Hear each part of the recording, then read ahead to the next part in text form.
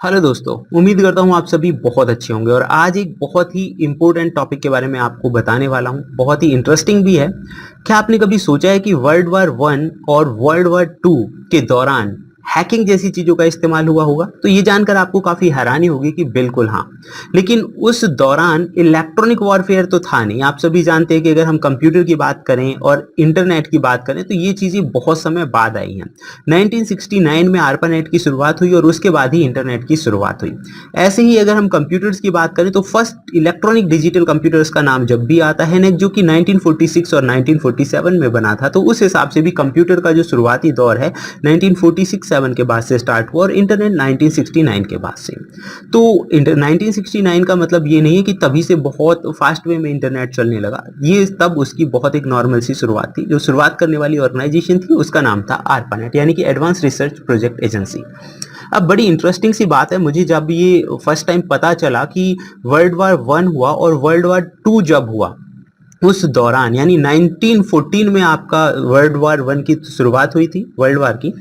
तो उस दौरान भी एथिकल हैकिंग या इलेक्ट्रॉनिक हैकिंग तो नहीं हुई, लेकिन हैकिंग जैसी चीज़ों का इस्तेमाल हुआ। अब आप कहेंगे कि किस तरह? देखिए, मॉडर्न हैकिंग के अंदर जो हम बात करते हैं इलेक्ट्रॉनिक डेटा का इंटरसेप्ट कर लेना या फिर फ़ोन कॉलिंग्स वगैरह सुन लेना, तो उस दौरान टेलीकम्युनिकेशन तो था, तो लोग कम्युनिकेशन को इंटरसेप्ट करते थे। और इस इस्तेमाल कैसे हुआ ये मैं आपको बता देता हूँ।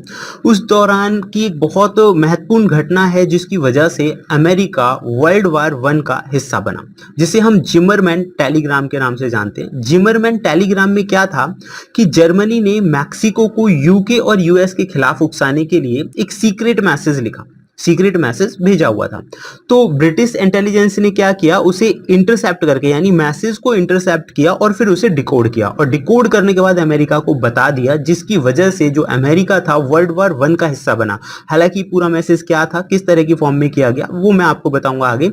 लेकिन आप सोचिए कि मैसेज को डिकोड किया गया। मॉडर्न जो हैकिंग टर्म्स है उसमें क्रिप्टोग्राफी जैसी चीजों का हम इस्तेमाल करते हैं, इंक्रिप्शन डिक्रिप्शन का भी इस्तेमाल करते हैं। तो यही टेक्निक्स और टर्म्स वर्ल्ड वार वन के दौरान इस्तेमाल हुई।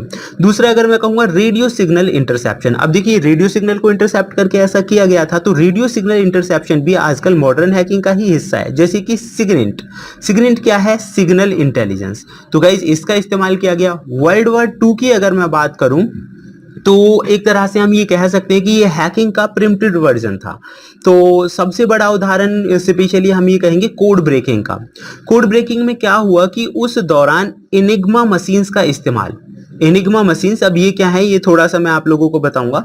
नाजी जर्मनी के इनक्रिप्टेड कम्युनिकेशन, मतलब जो जर्मनी था उसका एक इनक्रिप्टेड कम्युनिकेशन था, जिसकी मदद से वो मैसेज को इनक्रिप्टेड फॉर्म में, जिसे कोई आसानी से रीड ना कर सके, समझ ना सके, इस तरह से मैसेज को भेज सकते थे। उस मशीन का नाम था एनिग्मा मशीन। तो एनिग्मा मशीन जो थी वो नाजी जर्मनी इस्तेमाल कर रही थी। तो एलन ट्यूरिंग जो थे उन्होंने इस मशीन को जो इंक्रिप्शन था उसे डिक्रिप्ट करने में काफ़ी हेल्प की।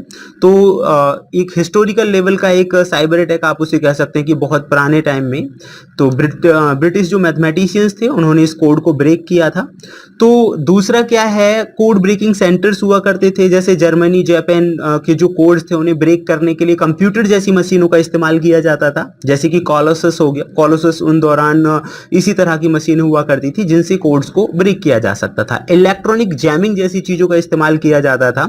तो अब आप यहाँ पे देखिए कि इलेक्ट्रॉनिक जैमिंग, जैमिंग मतलब जैसे आजकल टेलीफोन सिग्नल्स को जैम कर देते हैं, या किसी पर्टिकुलर एरिया में आपने देखा होगा वाईफाई काम नहीं कर रहा है, तो इस तरह की चीजों का इस्तेमाल वर्ल्ड वार टू के दौरान हुआ। स्पूफिंग एंड डिसेप्शन की अगर मैं बात करूं तो फेक रेडियो मैसेजेस भेजना ताकि जो दुश्मन है वो मिसलीड हो जाए, तो इस तरह की टेक्निक्स का इस्तेमाल किया गया, जो कि आज की मॉडर्न जो टर्म है जैसे कि फिशिंग है, सैबोटेज जैसी जो चीजें हैं उनका इस्तेमाल उनसे मिलता जुलता है। तो गाइज ये कुछ ऐसी टर्म्स थी, आप इसे इलेक्ट्रॉनिक फॉर्म में तो नहीं समझ सकते, लेकिन उस दौरान भी इस यानी हैकिंग जैसी टर्म से मिलती जुलती कई घटनाएं हुई। अब मैं आपको जो बड़ा इंपॉर्टेंट जो कहानी है ये बता देता हूं, जिसे हम जिमरमैन टेलीग्राम के नाम से जानते हैं। 1917 में क्या हुआ, जर्मन फॉरेन सेक्रेटरी जो थे आर्थर जिमरमैन, इन्होंने जर्मन एम्बेसडर जो कि मैक्सिको में था उसके पास एक लेटर भेजा, जो ये लेटर था एनकोडेड फॉर्म में था, यानी कि जो ये लेटर था एक तरह से सीफर कोड 13040 की फॉर्म में लिखा गया था। अब ये सीफर कोड क्या है, क्रिप्टोग्राफी वाला मेरा एक वीडियो है, अगर आप वो देखेंगे तो वो समझ जाएंगे। क्रिप्टोग्राफी का मतलब होता है मैसेज को एक ऐसी फॉर्म में कन्वर्ट करना जिससे कि सामने वाला उसे ना समझ सके। फॉर एग्जाम्पल मान लीजिए मुझे लिखना है गुड, तो मैथमेटिकल फॉर्म में मैं इसे 4310 इस तरह से लिख सकता हूं। तो अगर जो व्यक्ति इस फॉर्म को जानता होगा, सीफर कोड्स के बारे में जानता होगा, वो समझ सकता है कि ये 4001 या 10 का मतलब है क्या। तो जर्मनी ने जो कोड लिखा था वो इसी तरह की मैथमेटिकल फॉर्म में था, जैसे कि अटैक का मतलब हो गया 34521, टेक्सास का मतलब हो गया 99833। तो इस तरह की मैथमेटिकल जो कोड थे, न्यूमेरिक्स जो कोड थे वो भेजे गए थे। बाद में इस मैसेज को डिक्रिप्ट किया गया। तो ये मैसेज जो था डिक्रिप्ट करने के बाद अमेरिका को बता दिया गया कि भाई जर्मनी जो है वो आपके खिलाफ लोगों को भड़का रहा है, और अमेरिका इस चीज से बहुत नाराज हुआ और इसीलिए अमेरिका जो था वर्ल्ड वार 1 का हिस्सा बन गया।